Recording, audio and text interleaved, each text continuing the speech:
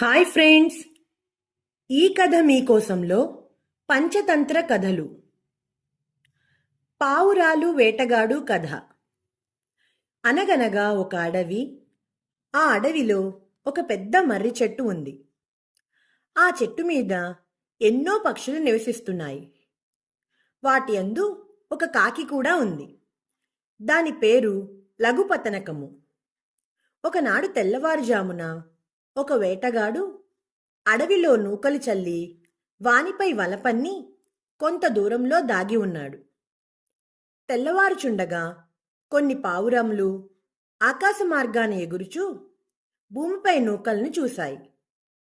వెంటనే క్రిందకి దిగి తిందామని ఆశపడగా పావురముల రాజు చిత్రగ్రీవుడు, "వద్దు, తొందరపడవద్దు. మనుషులే లేని ఈ అడవిలోనికి నూకలు ఎలా వచ్చినవి? ఇందులో ఏదో మోసముంది. కనుక మనం ఈ నూకలకు ఆశపడరాదు. పూర్వం ఒక బాటసారి బంగారు కంకణమునకు ఆశపడి పులినోట పడి మరణించాడు. మీకా కథ చెబుతాను వినండి" అని చెప్పసాగాడు చిత్రగ్రీవుడు. పులి బాటసారి కథ. ఒక చెరువు గట్టున ఉన్న పెద్ద పొదలో ఒక ముసలి పులి నివసిస్తుంది. అది ఆ దారిలో పోవుచున్న బాటసారినొకన్ని చూసి, "ఓ బాటసారి, ఇదిగో నా వద్ద ఒక బంగారు కడియం ఉంది. దీనిని ఏ పుణ్యాత్ముడికైనా దానం చేయవలనని ఎంతకాలం నుండో ఎదురుచూస్తున్నాను. అదృష్టవశమున ఈరోజు నీవు కనబడినావు. నా యందు దయతలచి ఆ చెరువులో శుద్ధిగా స్నానం చేసి వచ్చి ఈ బంగారు కంకణం తీసుకో" అని తన వద్దనున్న బంగారు కడియాన్ని చూపించింది. దగదగమని మెరుస్తున్న ఆ కడియాన్ని చూడగానే బాటసారికి ఆశ కలిగింది. కాని పులి వద్దకు పోతే అది తనను చంపుతుందేమో అని భయంతో వణికిపోయాడు. ఒకవైపు బంగారు కడియం, మరొక వైపు భయం. అయినా ధైర్యం తెచ్చుకొని ఆ పులితో, "పులిరాజా, నీవు క్రూర జంతువు. నిన్ను నమ్మి నేను నీ వద్దకు ఎలా రాగలను? బంగారు కడియం కొరకు ప్రాణం తీసుకునేవారు ఎవరైనా ఉన్నారా?" అంటే అప్పుడు పులి, "నేను క్రూర జంతువునే. నీవు భయపడుట కూడా న్యాయమే. కానీ నేను నీ వయస్సులో ఉన్నప్పుడు అనేక పాపాలు చేశాను. ఎన్నో జంతువులను, ఎందరో మనుషులను పొట్టనబెట్టుకున్నాను. ఆ పాపాన్ని పోగొట్టుకొంటకే ఈ కడియాన్ని దానం చేయదల్చాను.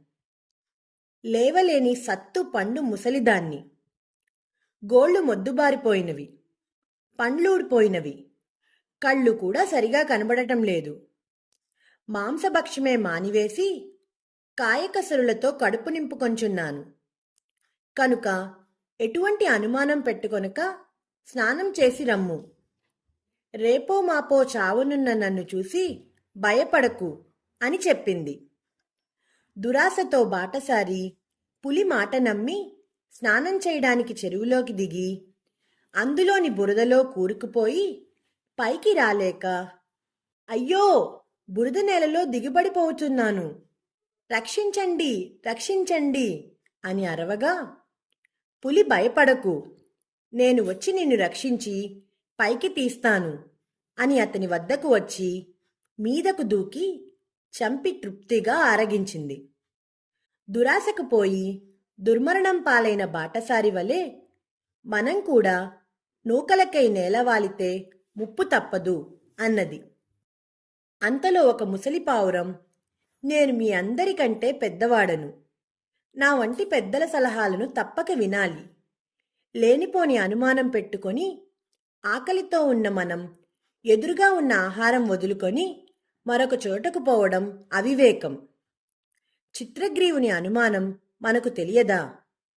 అందరం కిందకి దిగి నూకలు తిందాం రండి" అని ఆ పావురం నేలవాలింది.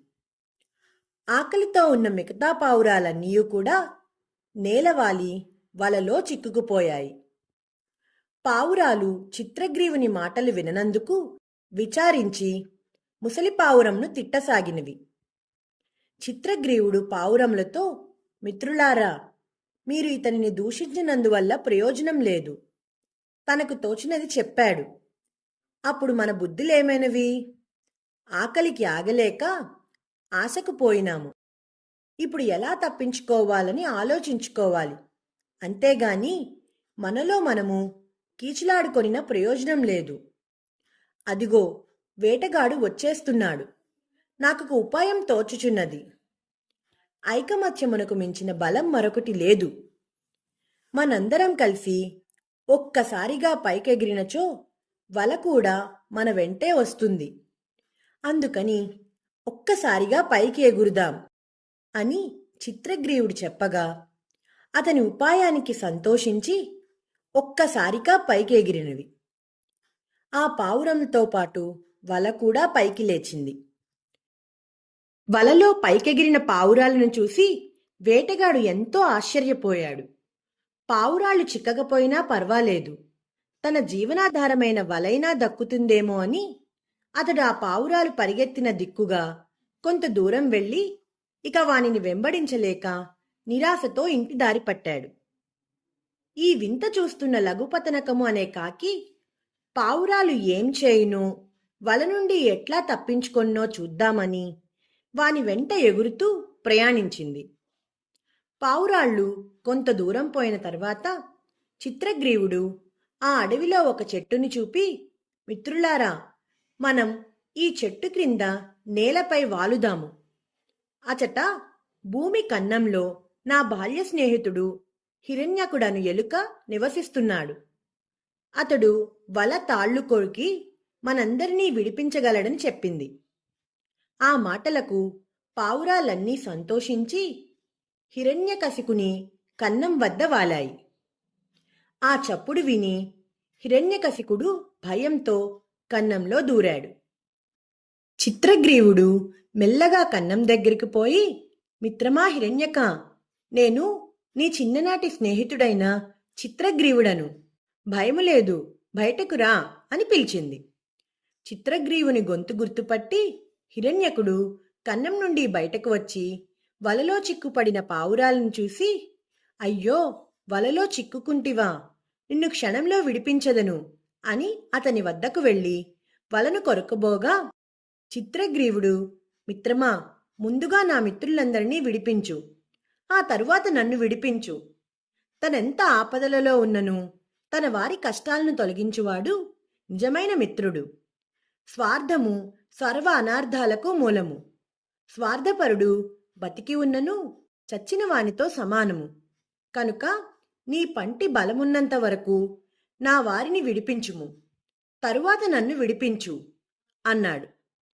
ఆ మాటలకు హిరణ్యకుడు పరమానందము చెంది, నీ వంటి మంచి మిత్రుడు లభించుట నా పూర్వజన్మ సుకృతము.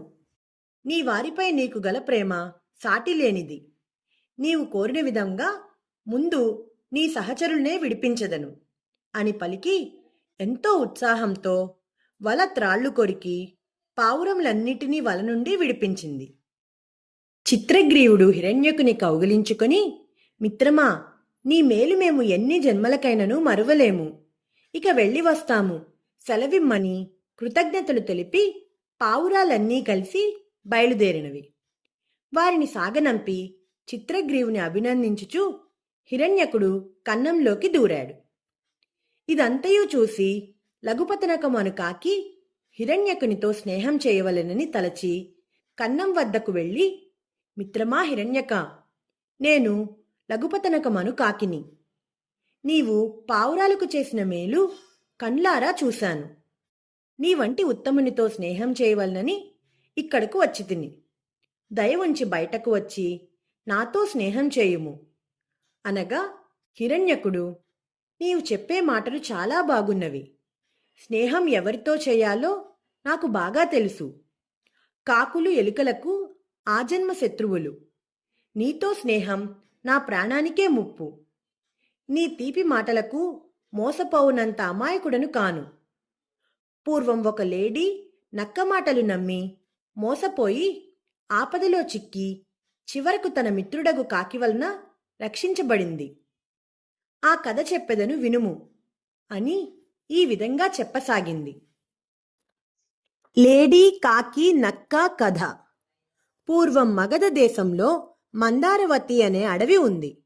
ఆ అడవిలో ఒక కాకి లేడీ ఎంతో స్నేహంగా ఉంటున్నాయి. ఏ తోటలోనైనా మొక్కజొన్న కండెలు దొరికితే లేడి కాకికి ఇచ్చేది.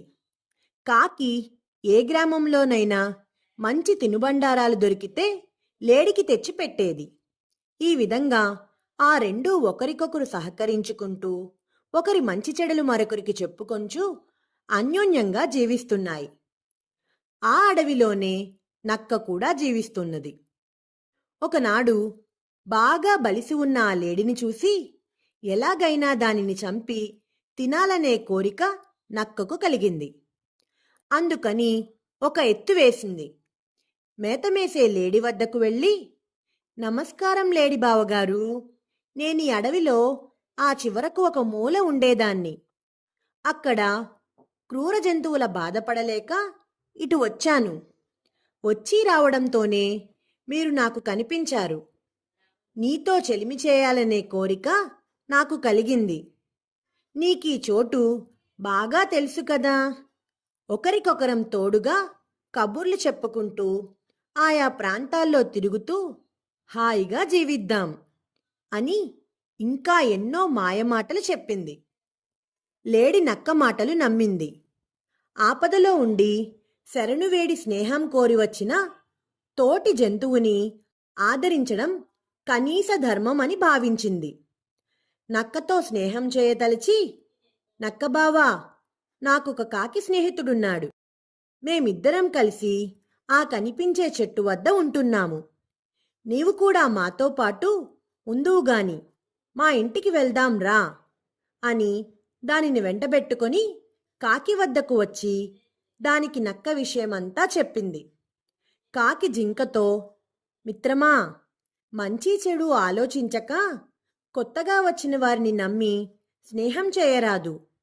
ఇది జిత్తుల మారి నక్క, పైగా మాంసాహారి కూడా. దాని గుణగణాలు మనకు తెలియవు. అలాంటి వారి స్నేహం మంచిది కాదు. వారి వారి గుణగణములు తెలియక ఎవ్వర్ని పడితే వారిని దరికి చేరనిస్తే పిల్లి మాటలు నమ్మి చేరదీసి చివరకు ప్రాణాలు పోయిన గ్రద్దవలే అవుతుంది. ఆ కథ చెప్తాను, ఆలకించు అంటూ ఆ కథ చెప్పసాగింది. గ్రద్ద పిల్లి కథ. పూర్వం గంగానది ఒడ్డున ఒక పెద్ద జువ్వి చెట్టు ఉన్నది. దానిమీద ఎన్నో పక్షులు నివసిస్తున్నాయి. అదే చెట్టు తొర్రలో జరద్గవము అను ఒక గుడ్డి గ్రద్ద కూడా జీవిస్తోంది. గుడ్డితనానికి తోడు ముసలితనం తోడై ఆహారం తెచ్చుకోవడానికి కూడా చేతకాక అవస్థపడుతోంది. దానిని చూసి పక్షులు జాలిపడి తాము సంపాదించిన ఆహారంలో కొంత దానికి పెట్టేవి. అందుకుగాను ఆ చెట్టుపై ఉన్న పక్షి పిల్లలను కాపాడుతూ గ్రద్ద కాలం గడుపుతూ ఉన్నది. ఇలా ఉండగా ఒకనాడు పక్షులన్నీ ఆహారం కోసం వెళ్లడం చూసి దీర్ఘకర్ణము అనే జిత్తులమారి పిల్లి పక్షి పిల్లలను తినాలని ఆ చెట్టు ఎక్కింది. పిల్లిని చూసి భయపడి పక్షి పిల్లలు అరవసాగాయి. శత్రువెవడో వచ్చాడని గ్రహించి గ్రద్ద, ఓరి దుర్మార్గుడా, నీవెవడవు, ఇక్కడికి ఎందుకు వచ్చితివి అని గద్దించింది. నేను దీర్ఘకర్ణమనే పిల్లిని అని చెప్పగా వినిన గ్రద్ద, నువ్వా, తక్షణమే ఇక్కడి నుండి వెళ్ళిపో. పోకపోతే నీ ప్రాణాలు నీకు దక్కవు. పోతావా లేదా అని కోపంగా గద్దించింది. గ్రద్ద మాటలకు పిల్లి గజగజలాడి, అయ్యా, నేను ఎంత పాపం చేసి తినో ఈ పిల్లి జన్మనెత్తి తిని.